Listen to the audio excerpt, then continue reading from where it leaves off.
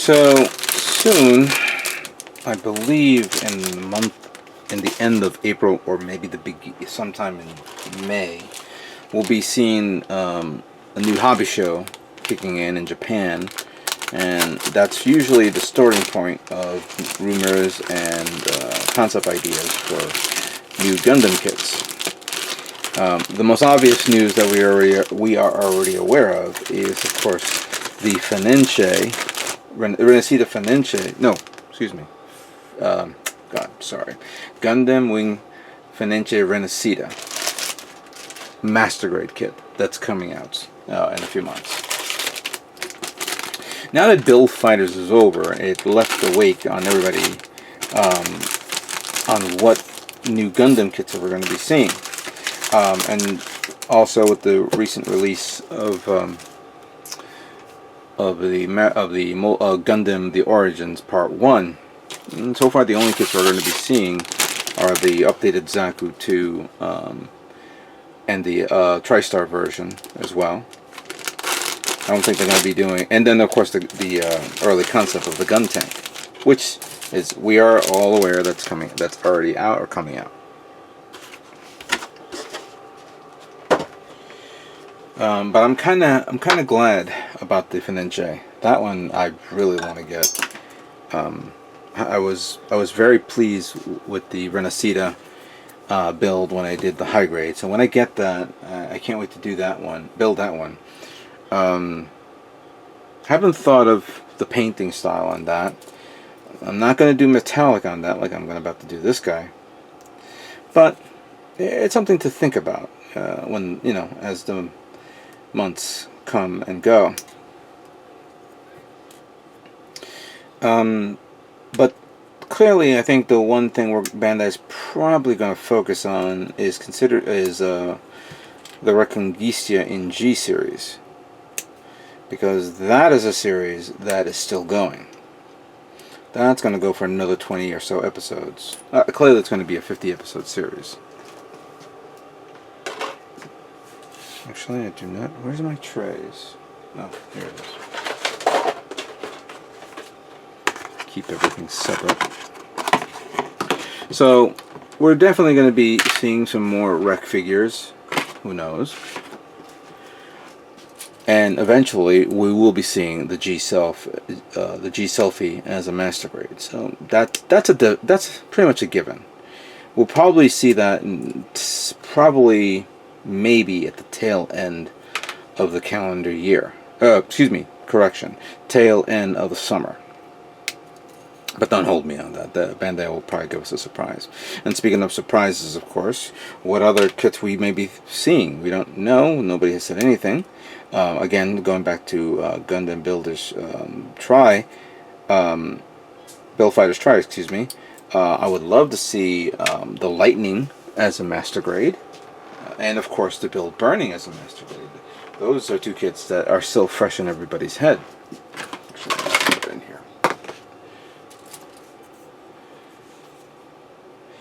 As much as I would love to get all those kits that I just mentioned, I'm actually pretty much putting my wallet in the bank, or, you know, putting my wallet on a leash, you could say, because now I need to focus on other things. I have too many kits, and I want to start like kickstarting a lot of things. I am at the ending stage of phase 1 of my build of the Hulk Ball Buster, and soon, when I have the opportunity, I will do a phase 1 video. I'll be doing it in phases, of course. This is not going to be like, you know, a 12 or 50 part episode. Like I said when I was talking about my custom build kit, that it's going to literally take the entire year, or, you know, all the way up to Comic-Con. But it's not going to be like one consecutive video after another. It will be in between videos that I'm making, you know, with the current build, because I have to go back to it, then come back, you know, walk away, come back, make sure everything is all right.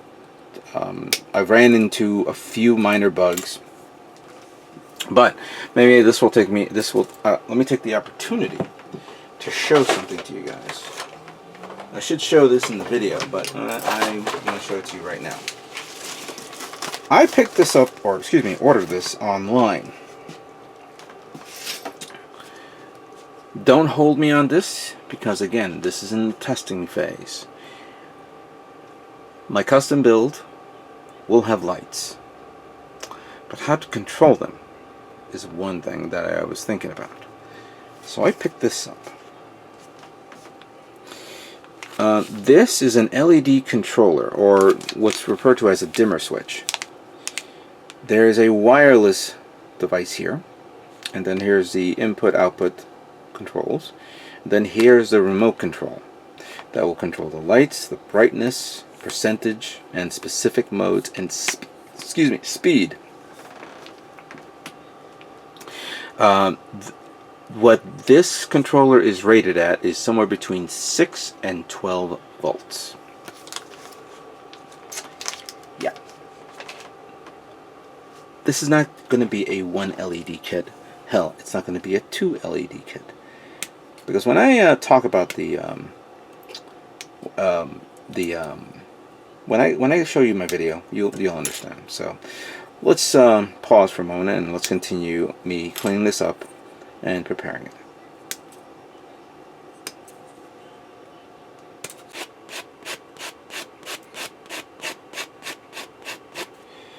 So as I was cleaning up all the parts, I decided to clean up the charcoal parts.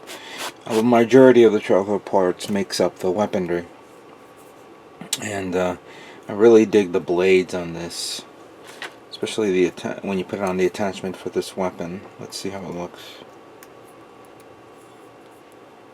So that's kind of cool. I like that. So it could be both a beam pistol with the bayonet blade or a sword of some sort. And then of course you have the smaller blade or the larger blade.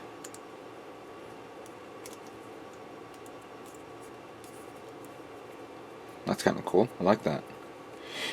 And by the way, you can get the extra attachment weaponry as a separate set, so you can put it on other kits as well. But lately I've been sanding down, smoothing out any of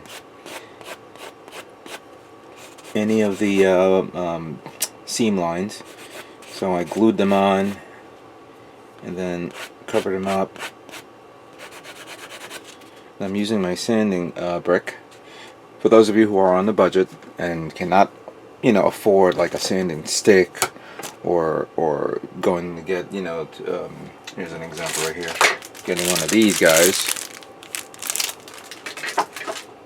If you go to your local Walmart or hardware store, 3M makes one of these. They're like about $2-3.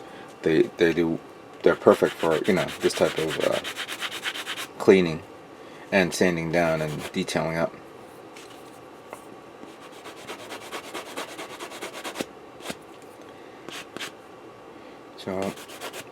So basically here's the bazooka, which is really nice. I like that.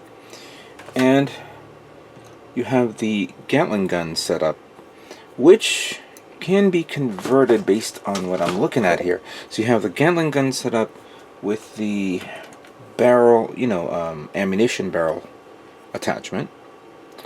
Or you remove this, you put this guy here, remove that, and take this part, put it over here. Now you have a beam rifle attachment. But then you add on this in the end.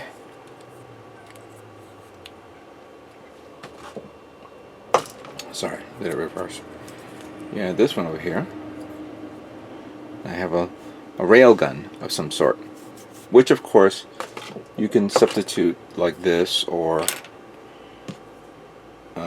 putting this guy here and putting this guy here. Seems cool, seems fair. A lot of combinations you could do. And of course this is basically a beam rifle itself right there, so you can make them have 2 beam rifles like that. Now, besides the weapons, let's put the weapons here to the side. And its attachments. Some of the attachments I'm probably not going to be using. So, but I will paint everything just to cover all my bases. Here's some of the joints for the arms, which I'm surprised. Wow, they can really go for as an inner frame. It's almost inner frame quality. If they wanted to proceed, but I guess not. Joints for the legs. This part here, which I like this design that's on the bottom of the foot. So I was cleaning this up carefully, and the waist unit, the manipulator hands, as you can see here, these are done. And then finally this one, which is basically the backpack, which supports and holds the two weapons for storage, or for, you know, when it's needed. And I kind of like how this thing pivots up and down. That's really cool. But these parts, now that I'm almost done, I'm going to begin preparing them and see which one I'm going to paint. I definitely think I'm going to do the just give me a second. I have the bottles here and I put them away to the side. I want to try this jet exhaust as a darker tone, and then maybe use, no, not chrome, use the dark aluminum as something else, like, so that would be jet exhaust, and then that will be dark aluminum. So that's a two-tone color right there. Same thing here. Just don't know how I'm going to do this. I don't know if I should be painting the whole thing, then covering up with masking tape, and then painting the next layer. But yeah. So, what do you think of that? Let me continue cleaning up, and then we'll go into priming. Okay, so I have finished priming all my parts with gloss black, and I covered it using aqua caustic, excuse me, to protect the shine of the black. All that so I can apply this one, bright silver candy base, number ALC 701. This one's a little different than normal chrome, because this one says here to apply one medium coat, 20 to 30 psi's to clean bare plastic. Dry time is 15 minutes up to 30 minutes. And then of course allow it to cure for an hour. So we're going to do the one pass first. We'll use this part here. I'll apply some blast of air to remove whatever particles are on it. And now,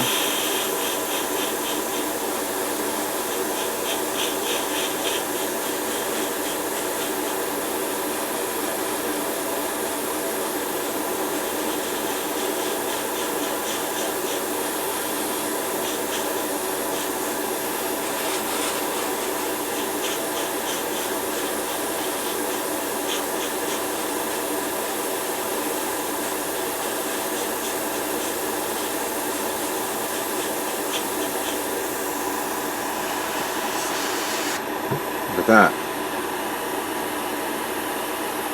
Now that's one coat. I don't want to kill myself doing spraying it too much and then I oversaturate. I want to give it a time to cure. We're going to do two parts, and then, you know, we'll do another the rest later. This is the head, of course, as you can see.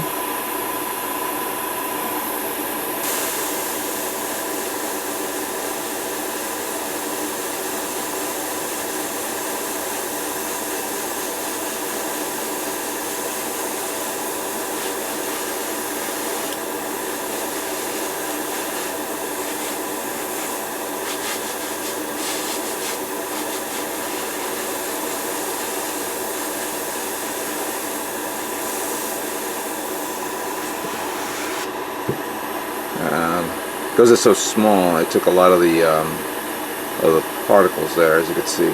So you still see a little bit of the darkness in the foreground. Alright.